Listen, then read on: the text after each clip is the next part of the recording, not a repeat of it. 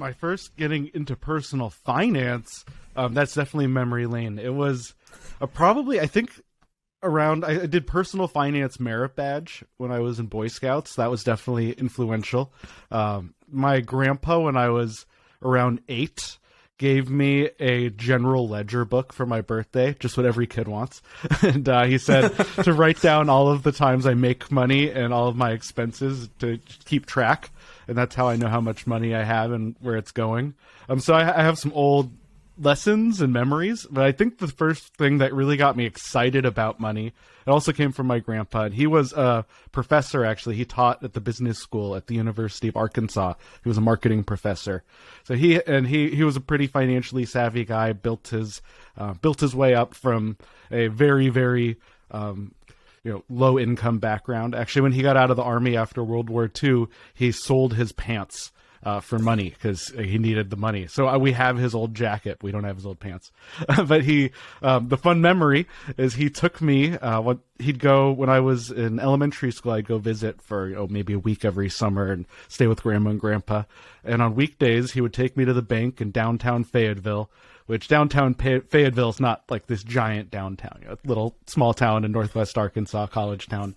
And we'd park on the square and walk over to the bank, and they'd have a terminal, because this was before computers, like internet and all that we have today. This was terminals and mainframes. So it was one of those black screens with green letters only. And we would type in ticker symbols, and it'd pull up live or 15-minute delayed stock prices. And we'd go through his whole portfolio, and he had a sheet. It was kind of like that general ledger book he gave me, not surprisingly, to update his stock prices every day. And he thought it was better to get them live than in the Wall Street Journal. He'd check the journal too. This was back in the day. This was the 90s. But he'd start quizzing me on ticker symbols on these companies. And I remember he was like, oh, here's one you might know, BBY. It was Best Buy. And, back then I wasn't going and getting CDs and games there and stuff. So I was excited about that. And I'd start learning the ticker symbols, and that's how I got excited about the stock market and money. And it all really kind of grew from there. It's always huge, like having that kind of exposure, that unique exposure at a young age. Like, when you're sitting there, like you're trying to explain that to a kid, a lot of times at first, like it's not going to sound that interesting, but obviously it made a lasting impression on you. At what point did you realize, I kind of later in life, like where you realize I want to make this a part of the way I make a living, more than just some kind of knowledge I have in my back pocket? It was probably high school when I started to figure it out. There was a choice I went to a great high school, big high school, thousands of kids. So I had a choice between doing art or music classes or business classes, and we could choose. So, a lot of kids would, go do band and all that stuff. I was like, I'll do business. That sounds fun. So there was probably a hint right there that I thought, oh, that sounds fun. And I took those business classes, and I did really, really well in them. It was mostly stuff I already knew from growing up with. My dad we owned a small business. We owned a video store. My dad was always very open about money with me and teaching me about how money works and making sure I had bank accounts and knew what the statements meant. So I was always kind of engaged with money. It was definitely in high school. I was starting to think, I'm going to have to pick a college major. That's going to be my career. I was, thinking down the road, what do I want to be when I grow up? And at that point, I kind of decided I think I want to be a Fortune 500 CEO when I grow up. Like I had friends who were into sports. They wanted to be on Sports Illustrated, and I wanted to be on Fortune. And I don't know if I'd still say I want to be a Fortune 500 CEO. It's quite a lifestyle they have. I know people. I've gotten lucky enough to know people who've done it, but I definitely loved the financial world and the numbers and the money, and it affects everything everybody does all the time. I mean, whether we like it or not, we live in a society where money it's almost everything. People say money is the reason they can or can't do all sorts of things, living their dreams, traveling, covering rent, mortgage, all sorts of things. So, it's just so important. So as an aspiring Fortune 500 CEO, what were those next steps after school? Like, what is the roadmap? What was your game plan to achieve that lofty goal? Sure, yeah. So, I did the business school thing. When I got to college, I did undergrad at the University of Colorado. I wasn't sure if I wanted to do finance or marketing. I ended up doing finance. It just spoke to me a little more, I guess, for whatever reason. I like the idea of running a bank or, being like in a suit at Goldman Sachs, something like that. It seemed kind of cool, like in Wall Street. Like I wanted like Gordon Gekko, like that whole thing. I was like, that's cool. I want to do that. So, I mean, not like screwing people over and taking their life savings, but the being rich and making my money on Wall Street. That sounds kind of cool. So I started moving that direction. And actually, my first job after college, I was a bank manager, and I was miserable. I hated it. I worked 7 to 7. That was it was awful.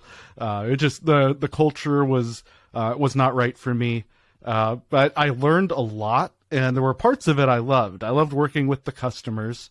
I loved looking at how people's finances come together and how they can put plans together, because they didn't just teach us as the managers. We weren't just taught how to do a transaction at the teller line, though I did have to learn all of that. I learned how to approve new accounts. I was reviewing the credit card applications manually that came in for anybody that started an account at our branch. So if they signed up for a credit card company-wide, if they started with my branch at any point, it comes to me.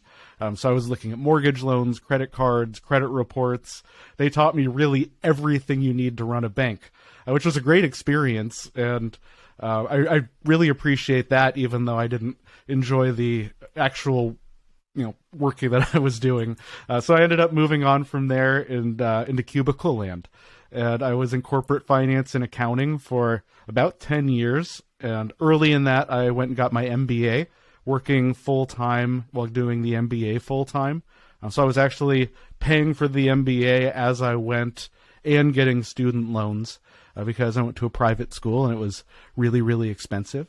So I finished that. I focused mostly on the investment side of finance there, which was really neat experience as well. I got to do a trip out to Wall Street and was on the trading floor at the New York Stock Exchange and got to see behind the desks a lot of big investment banks and private equity firms. It was a really neat experience. We also managed part of the university's endowment fund, so I got the experience of being like a fund manager, which was also really neat and something I reference regularly.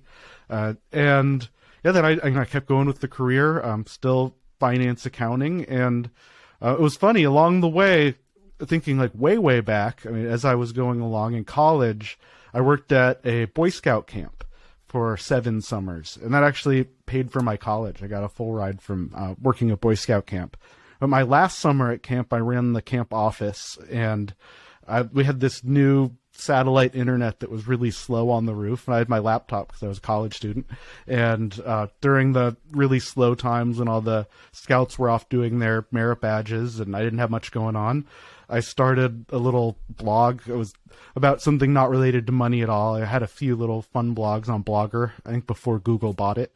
And eventually I started one called Narrow Bridge Finance. It was actually narrowbridgeadventures.blogspot.com, and that became Narrow Bridge Finance, and that is now Personal Profitability. So that's a blog, podcast, and YouTube that I still have.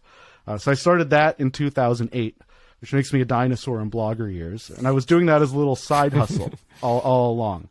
So I was working in the cubicles. I worked like Tarantino, right? We went back in time. Now we're back to the present of me being in my 20s working in cubicles. And this side hustle that I'd started after I left the bank was when I started the finance blog specifically. And it started to grow and become a place where, wow, I was paying for my beer tabs every weekend. And in my 20s, I was saying something. I was going out to all the nightclubs. It was fun. I like to treat my friends to a round. And then it got to a point it was paying my rent, and then I got a condo. It was covering my mortgage. It's like, wow, this is pretty cool. And then I moved across the country to Portland, and it kept growing and growing. And then it got to a point that on the side, I made $40,000 in a year. And I was like, wow, this is pretty cool. The average person in Portland makes about $40,000 a year. And I did that doing this on the side and maybe 10, 15, 20 hours a week on weekends and evenings. What if I did this full time? Like, I should at least be able to double it if I double the time, if not more. And through the blog, I'd started doing some freelance writing, and that was starting to generate more income than the blog by far. So at one point I said, let's do it. And with a stay-at-home mom wife and a 6-month-old daughter, I decided to quit my job, sell my house, and move to the most expensive part of the country and become self-employed. And here I am. That's the story. And so that last part's really interesting to me, where you mentioned, like, you've had this family, right? And you're doing this big, crazy change from a career perspective. Obviously, you had a lot of time behind you where you had shown year over year that you could produce some income. But what was that like from your family's point of view, where you're like, I'm about to step away from a traditional career to just writing on the internet about money? So my dad thought I was nuts. He was like, you've built this great career, you make a good income, and it's probably only going to grow. You work at a Fortune 500 company with prospects for promotion. Your income keeps going up. You get great health insurance. You have a beautiful house, growing family. Why would you want to leave this life? And there was a day that I went for month-end close. If you have any accounting friends, you know that month-end close can be really busy. And there was a day I went and I got to work. It was still dark out, and I left when it was still dark out. But that happens in the winter in Portland. But when I left for work and my daughter wasn't awake yet, and I got home and she was already asleep for the night, the whole day I didn't get to see my kid because of work. And that had me thinking about priorities and how I work. And then I was thinking back to this income trajectory and how I'd made $40,000 on the side. I was like, well, I bet I could make this work. And yeah, so my dad thought I was crazy. My mom said, well, you've had big ideas before, and you've always been able to do anything you put your mind to. So she was pretty supportive. She said, she said, I don't really understand it, but if you think you can make it work, go for it. My wife was probably the best supporter. She was the most confident in me the whole time. She said, I know you could do it. I've seen how you've been doing. You'll do fine. So she calmed me down a few times. Right after the night I quit my job, I was like freaking out. I was like, was this the dumbest thing I've ever done? She's like, no, you will be fine. We'll be good. And we have been fine, and it has been good. It has been wonderful. But yeah, definitely it was scary in the beginning, and I got mixed results from other family members, aunts and uncles. Everyone had an opinion on the guy quitting his job to write about money on the internet. So yeah, like I said, it worked out great in the end, but it was not, I didn't jump without a parachute. I had that revenue already coming in. I already had the side hustle. So it wasn't just a career change. It wasn't just, quitting my job without any income with a baby at home, even though it sounds more fun to say it that way. I really did have a business that I'd been building for about 8 years, and then I was the overnight success. So, when you look at a lot of the big personal finance bloggers and podcasters who, thanks to conferences like FinCon, I've become friends with a lot of them. We've all had this big, long history before we were an overnight success, and you started seeing our name everywhere on the internet. So remember that we worked hard, and it was a lot of hours sitting on my computer writing articles at Narrow Bridge Adventures, eventually Personal Profitability, and then getting paid not very much writing articles for other website owners and small startups because I didn't know better, and because I was new and I was building a new business, and I learned a lot, and I was lucky to be have found communities that were really supportive and offered a lot of education, a lot of information. They were able to help me learn from their good and bad, and I was able to really build a successful business and become a leader in what I do, which is pretty neat. Well, first of all, I just want to congratulate you on taking that leap and crushing it. And, I've been following your story for a while now. I think we met probably 3 or 4 years ago whenever I stumbled into the personal finance community. Yeah. And it's been fun watching you grow. And now I kind of want to get into the reason we wanted to have you on today. You mentioned freelance writing in passing. I know it's become extremely profitable for you. And it seemed like at the beginning of, personal profitability, that started to become a really real revenue stream. And something you've written about a ton in years of late. Yeah. Seems like as I was doing my research over the past 2 years, and you mentioned before we hit record, over the past 6 months, it's been almost exclusively what you've written about is cryptocurrency. Justin and I have kind of neglected having an episode focused on this topic for a while. We've mentioned it in passing, but I really wanted to take this opportunity to get it from someone who's writing about it every single week, who knows the ins and outs. So I guess first question here, let's just take it from the top, because I think we have listeners who are all across the personal finance spectrum, or at least the ones I know personally, what is cryptocurrency? Let's just take it. You can take it in any direction you want, Eric. I'll kind of let you have the stage here, but let's just kind of get crypto at a high level, and then we'll start digging into all the nuances. Sure. Well, I'll have to obviously start by mentioning Elon Musk. So if you saw that Saturday Night Live, I don't know, a year or two ago, where he was talking about cryptocurrency and Dogecoin, he actually did a pretty good job. So I'll kind of go off of how he described cryptocurrency to start, and then I'll use my own flair. But he described it as a digital form of money.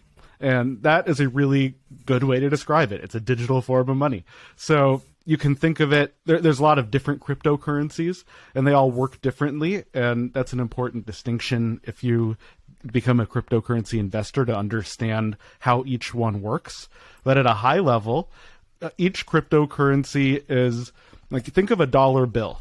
If you pull money out of your wallet right now, it doesn't matter if you live in the U.S. or not. If you live in Europe, pull out a euro, a pound, a yen, doesn't matter. If you look at it, especially I know this is true in the U.S., there is a unique serial number on every single paper currency printed.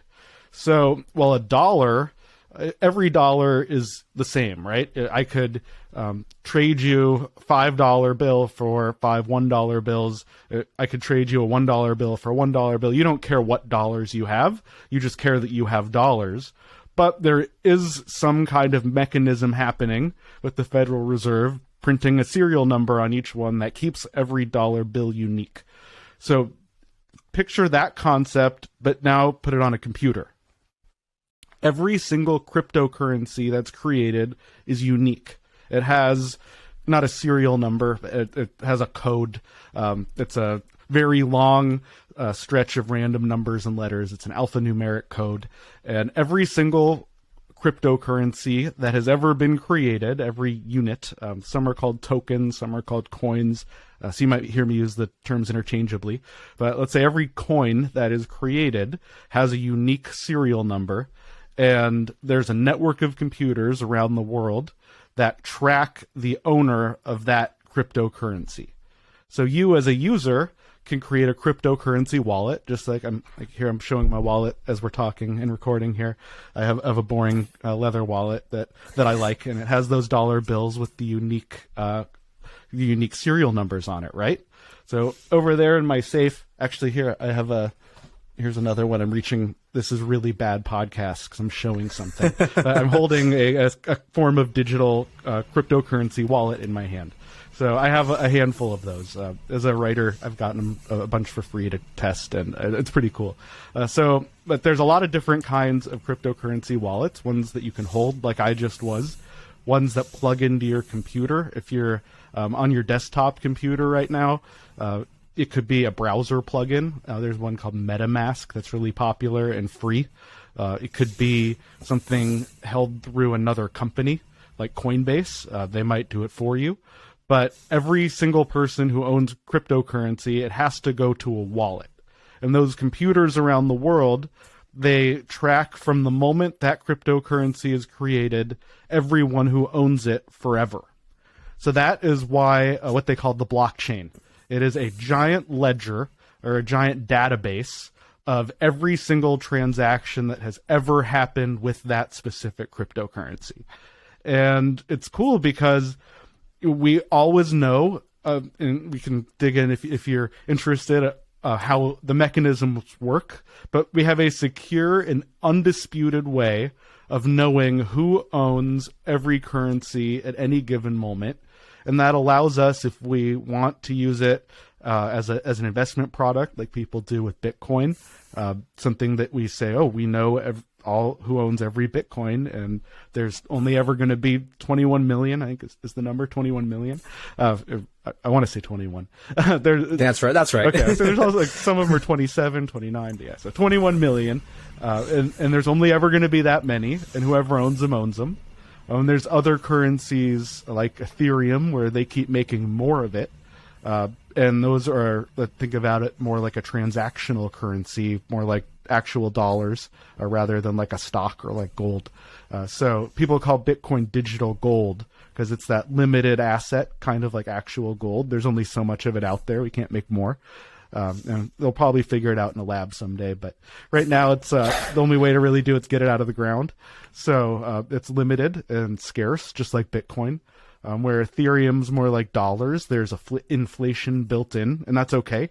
There's reasons and mechanisms to control it, and we can use that to buy things if we want. I've actually bought a domain name with cryptocurrency. I haven't done many actual purchases with it, but I've made a few.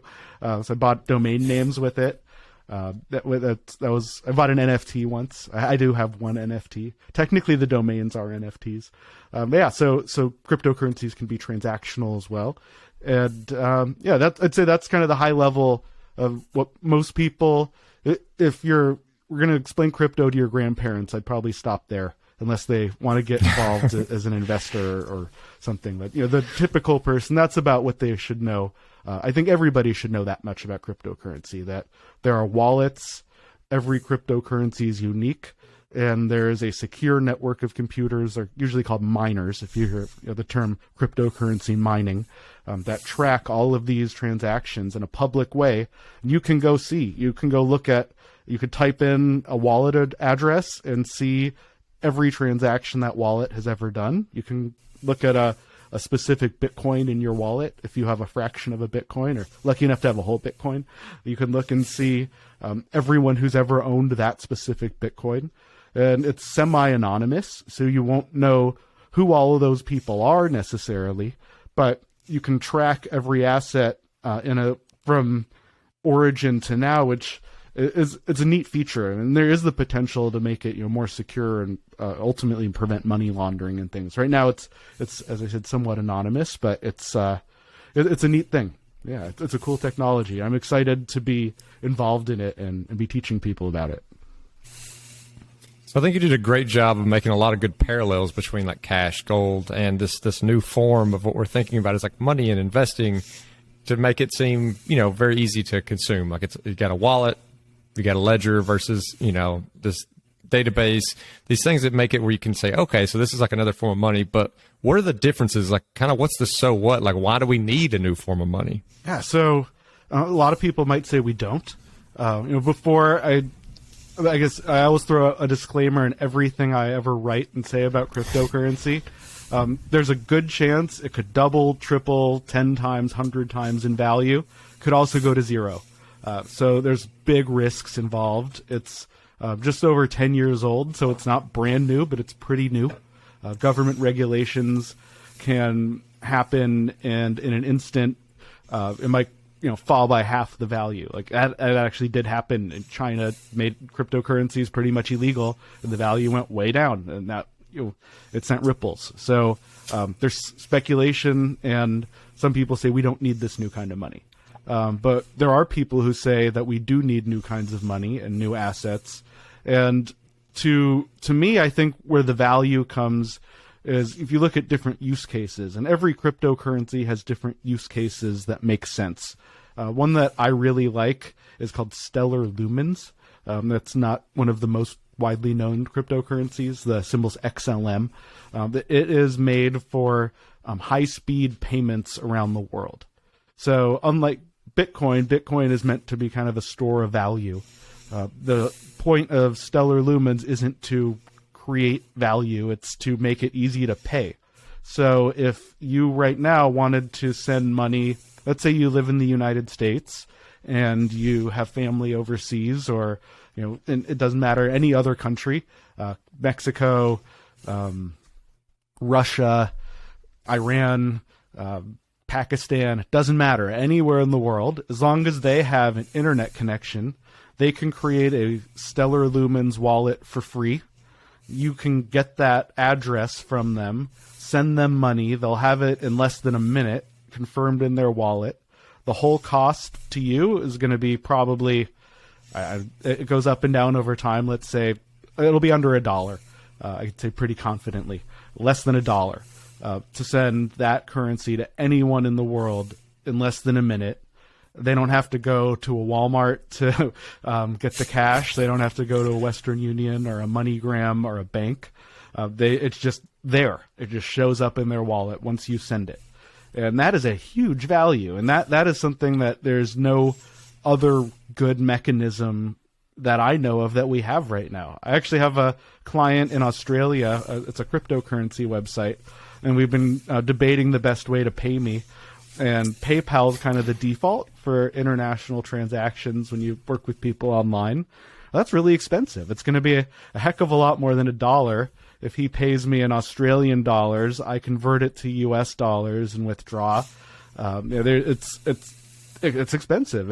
It's fast, and PayPal's a good, trustworthy company. They were kind of cutting edge at what they did at the time. But what's the next step after that? And that's where stellar lumens are really neat as a payment mechanism. There's digital assets that people might want, like NFTs. That they get big headlines. So NFTs, if you don't know, that stands for non-fungible token. So where like a Bitcoin, you don't care if you have one Bitcoin or another, like the dollar bill thing we were talking about earlier. That means it's fungible. So every single unit of it is the same. For NFTs, they're non-fungible, which means everyone is unique. Everyone is different. So that is why people are willing to spend outrageous amounts of money to buy digital artworks, because they're unique, and there might only be one of them, just like there's only one Picasso. So some people might be able to make pictures of it, but that digital asset can only be owned by one person one time. And the reason I bring that up in relation to do we need another kind of money, so that NFTs are right now the most common and popular digital asset that we see traded on blockchains. And to pay for that trading, you need the cryptocurrency system to work. So the trades happen on the same systems as the money.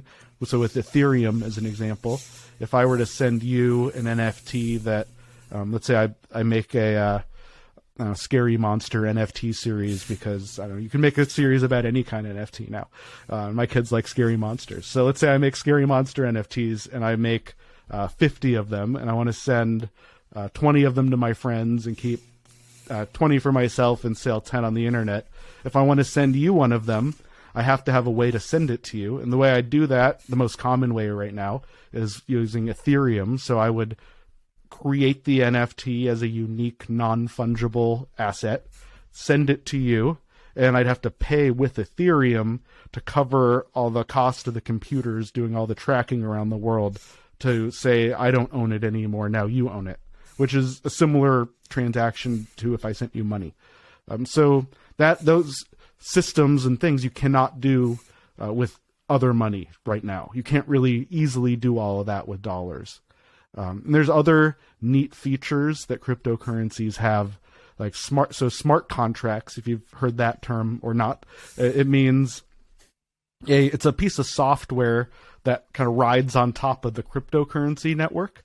So an NFT is a kind of a smart contract. So it's me creating a unique software that creates this asset that says I can send it to you. Yeah, so next, smart contracts. That's something you might or might not have heard of. So a smart contract is a piece of software that is on top of the blockchain. So the blockchain is that big database I was telling you about, the ledger. So we'll use Ethereum as an example again because it's so popular for this. If I send you that NFT, it's actually a smart contract. It's a form of smart contract.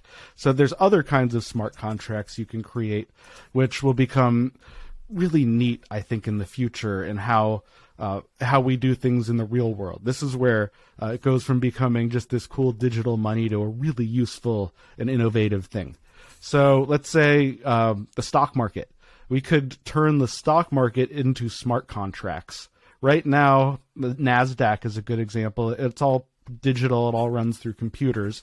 We could, instead of having the computers run the way they do now, run using a blockchain network. Let's say it used Ethereum, and it wouldn't, but let's just say it did as the network. You could create a smart contract for the NASDAQ, and every single share of stock would be a unique token, like an NFT. So if I wanted to send my mom a share of stock, it would be as easy as sending her an NFT.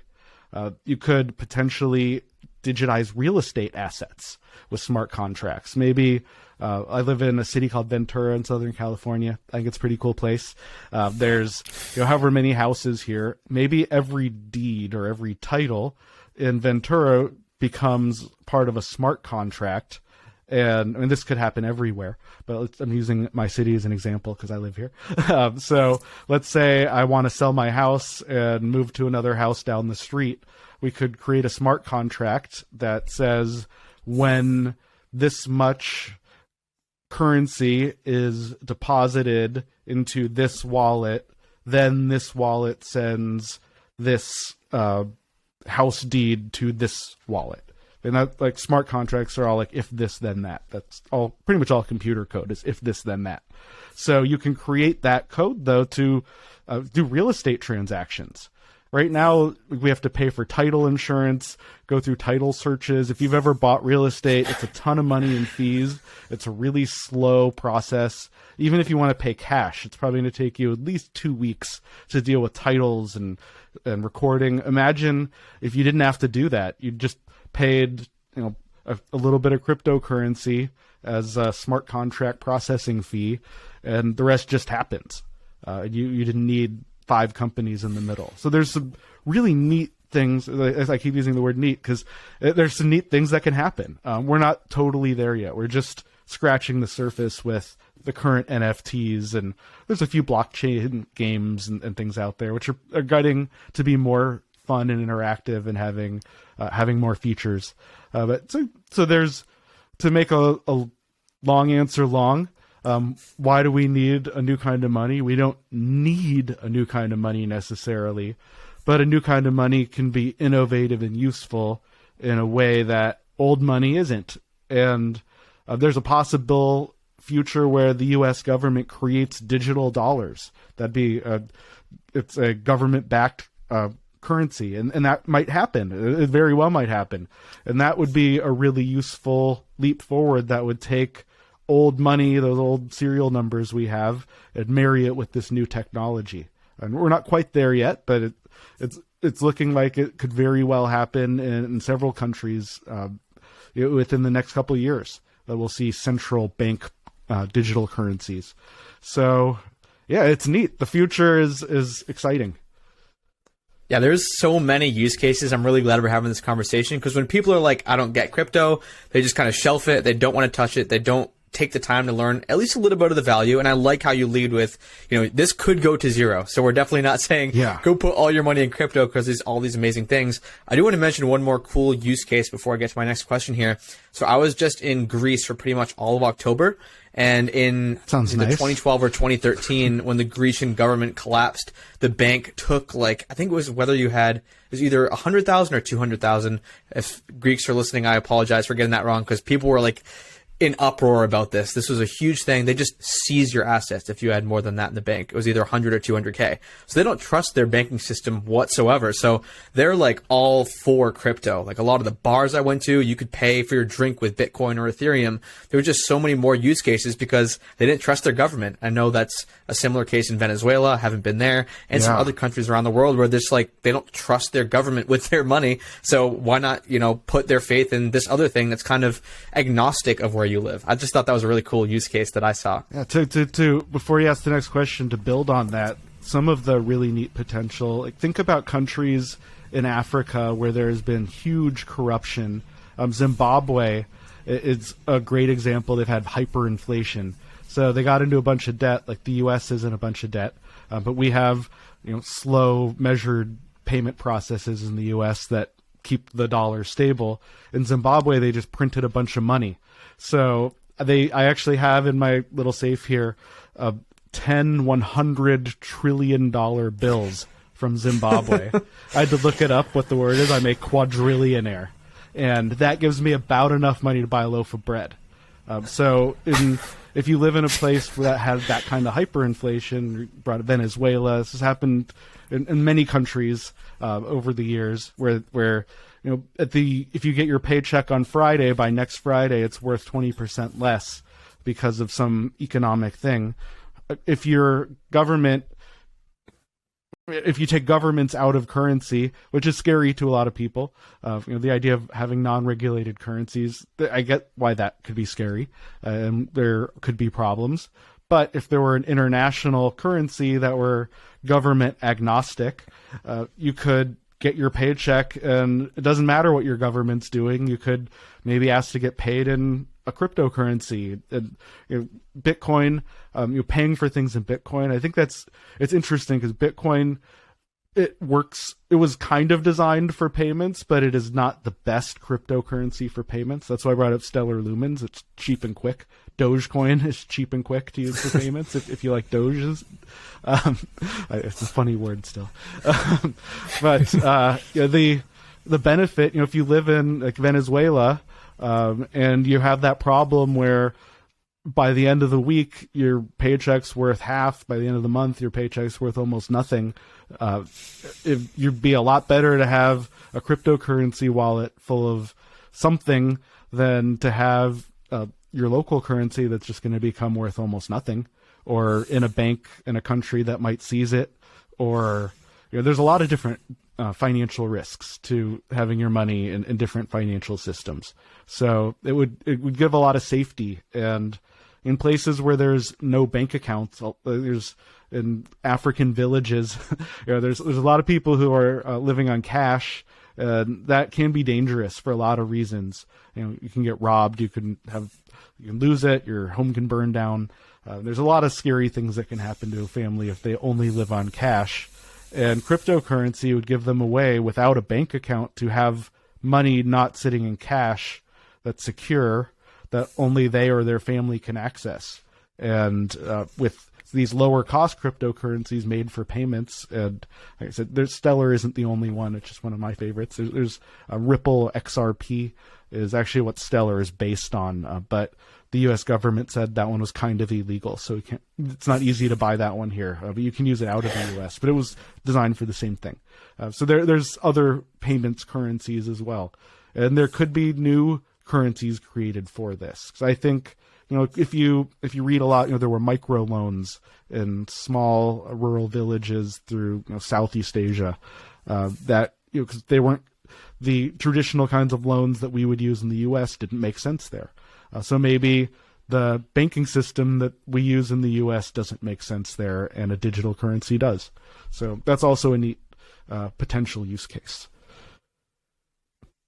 All right, so if someone thinks this is cool, and again, please be careful, don't be investing money that you don't have. Let's go with kind of the basics. Like, you haven't invested in crypto before. What platforms do you buy it on? Where do you get your wallets? Do you use a digital wallet or a physical wallet? How do you track all this stuff? I know you probably have a whole setup, Eric, that's maybe too advanced for listeners who haven't gotten started in this before. Probably. But let's kind of take it from the, I haven't invested at all in crypto. Where do I get started? Yeah. So if you want to get started in crypto, again, to preface, there's a good chance you'll lose money. My personal rule is for the risky assets, the alternative assets, things like those fun invest in art platforms and cryptocurrencies. I keep that up to like 5% of my net worth. That's my comfort zone. Everyone's is a little different. I know some people who are like 80% in cryptocurrency. That wouldn't be for me. So that's just a little reference point of where I personally am, is about 5%, or up to about 5%. So let's say you want to put that amount of money into cryptocurrency. There are a bunch of good platforms to get started. If you want it to be as easy as possible and don't want to learn a whole lot about how it works, you just want it to be about as simple as buying a stock if you have a stock market trading account, then you would go through a centralized exchange. Probably the best known is Coinbase. I have accounts there. That was where I got my first Bitcoin a long time ago. I should have gotten more and kept it. That's what we all say who started early, is we should have just gotten more and kept it, because then I'd be sitting on a yacht doing this instead of in my home office. So a platform like Coinbase is great. And I have no problem recommending them. I think they're totally fine. There's other good competitors as well. Kraken is a good one. They have low fees. Gemini is a popular one. I like Gemini because they pay high interest rates if you do what's called staking, and that's like depositing your crypto in an account for a period of time. And usually you can take it out whenever you want. So you're just saying, I deposit it, and then it's staked. And with stable coins, which are always worth $1 at Gemini right now, and there's another site called BlockFi, and they both offer similar services. They're both great, where you can earn around 8 or 9% interest on those stable coins. So outside of the 5%, I actually have a lot of my cash in stable coins. So I actually do have more than 5% of my assets probably in cryptocurrencies, but a good chunk is in stable coins that are always going to be worth $1. And I like the Gemini stable coin and the Coinbase stable coin because they're reputable companies and they have good audits on what's behind it. There's other stable coins that are not so reputable. There's one called Tether that I don't know that I would hold it. I'll just say that. So, something like Coinbase, Kraken, Gemini. There's a handful of really good competitors. If you Google it and say, like, what's the best place to buy cryptocurrency, you'll probably find an article that I wrote on the first page there that'll give you some of my favorites. So that's the easiest way. If you want to take it up a step and be a little more crypto savvy, a little more complex.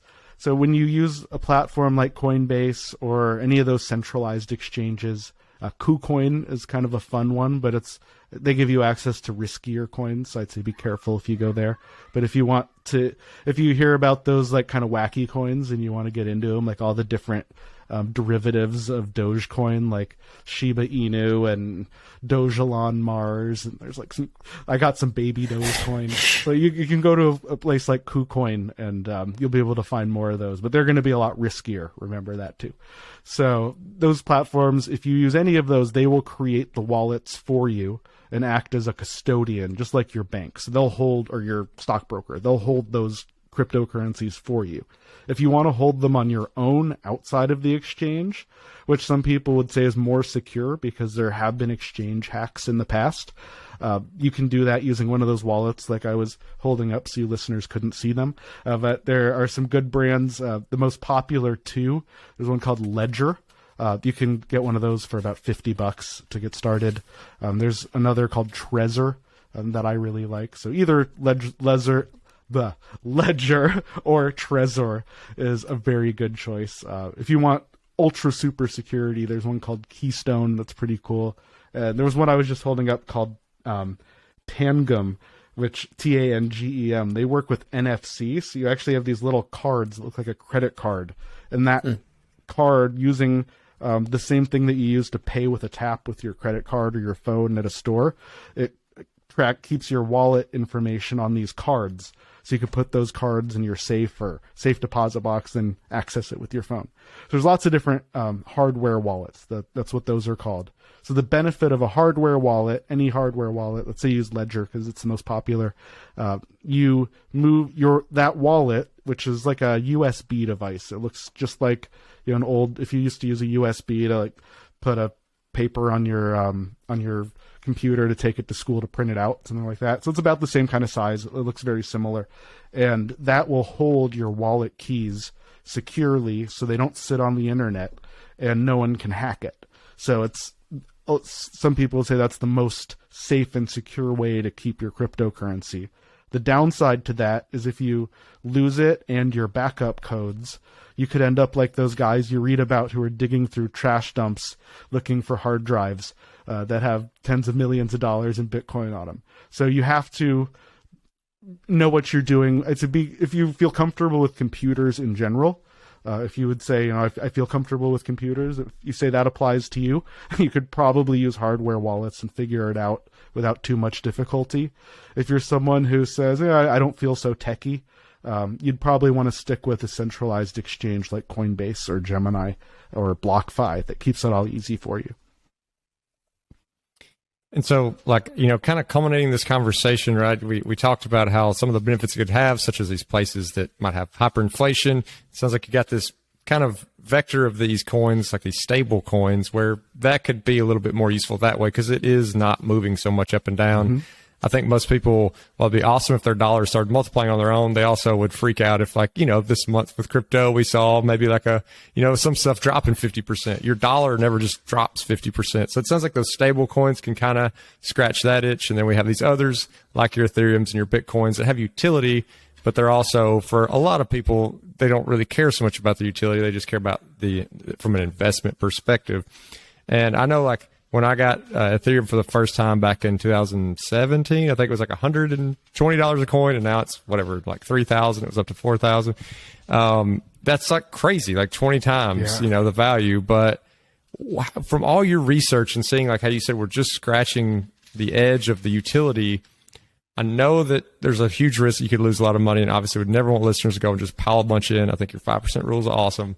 But like, what is your kind of gut reaction to the forecast of where we're headed? Like, and with that, not only like crypto in general, but are the names that we see now, you think the names that we're going to see in 3 or 4 years, or is it going to be like all technology where the way Blockbuster was disrupted by Netflix, like you have to stay current on this stuff and realize when to get off the train for a specific coin? I know there's kind of a lot in there. So that was a great question. So I'd say my high level answer is I love analogies. We're going to go with another one of those. If you are at an age where you lived through the dot-com bubble, I think we are experiencing something kind of similar.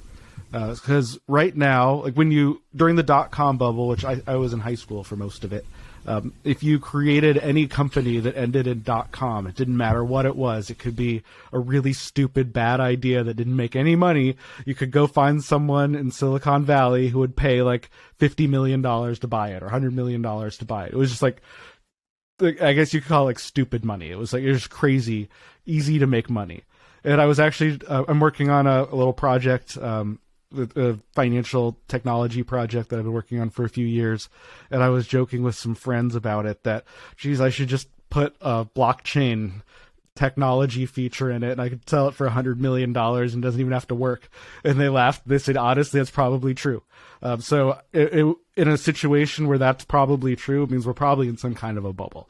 But that said, if you look at the internet today, there's a lot of companies that end in .com that are the most important companies in our lives in the world. Like, we couldn't imagine most of us living without Amazon coming to our door and Google or Apple on our phones. They were all .coms, and they survived the .com bubble, and they remain some of the most important technology providers in the world. So I think that's probably what we're going to see happen with the cryptocurrency world. A lot of these kind of funny projects probably aren't going to make it, but the ones that have a real use case and really catch the world's attention can really make it. So like Bitcoin, some people call it digital gold, and Litecoin digital silver. Those are kind of neat analogies that I like because, as we said earlier, there's only going to be so much Bitcoin. It's not something you can do much with other than keep it like gold, but there's a good reason to have it, and it is useful for things. You look at utility tokens, what they're called, are the currencies that you can build smart contracts on. So that's Ethereum, and then there's platforms like Avalanche and Solana that some of you may have heard of. Cardano, they've had some hiccups, but it's a pretty solid technology. So each of these platforms that you can build smart contracts on and they're really useful for something, I think those are the ones that are going to make it. So the reason I bring up Stellar Lumens again and again is because it's useful. Like I could get paid in that and be happy to get paid in that, and it's quick and it's easy and it's cheap. So that's useful. So that's why I think that one might make it. Where the baby Dogecoin that I had to jump through hoops using MetaMask and smart contract IDs and pay with Binance Smart Chain and do all these things. Like, I don't know if that one's really going to make it. Yeah, that one might just be Dutch tulips. So that's why I only bought $15 of it, because I thought, if it goes to a penny, I can retire. And if it goes to zero, I won't care that I lost $15. I mean, people lose more in Vegas on the roulette table. So you have to know what you're investing in. Are you buying buy pets.com that blew up and became nothing? That was like the worst .com bubble story probably. Or is it going to be Apple or Microsoft or Amazon that comes out and maybe changes the world? And those ones, I think, have a chance that you could make some money on them. And I don't know if you're going to make a ton of money. I mean, for some of them, the party's already happened. If you're buying Bitcoin now, like we've already all heard of Bitcoin. But there are still new currencies coming out that will continue to be useful. And I think those can survive the .com bubble as long as they're useful and get good adoption. Awesome, man.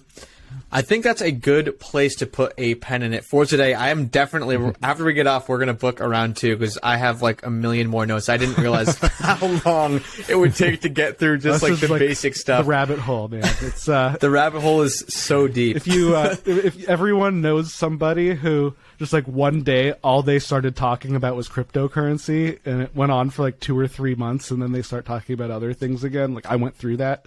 Like that's you. I'm out of it now. Like it's just part of my normal routine. Like people who get into it, as you're getting into it, there's so much to learn, and it is such a powerful technology that it is like Alice tumbling down the rabbit hole in a lot of ways. There's a lot you can keep learning if you want, and get involved if you want, or you could just buy a little Bitcoin and leave it from there. Awesome. Well, seriously, guys, listening, you are probably going to hear Eric's voice very soon after. I'm not sure when you're tuning into this episode, but we definitely need to do a round 2. I have so much stuff on mining and DAOs and taxes and NFTs, but usually we like to keep our episodes where the listeners can, keep their attention span. So, Eric, for those who want to follow along, I know you are a prolific writer, constantly writing about this stuff. Where do you want to point people? Where's the best place for people to catch up and stay in contact? Sure, yeah. I have a free week-long boot camp called Personal Profitability Boot Camp that I'd love to give you for listening to me this long. And also, Twitter is probably the best way to catch me, and I have my own blog and podcast at Personal Profitability. And the best way to find links to all of that is just go to eric.money in your browser, and it'll pop up some good links.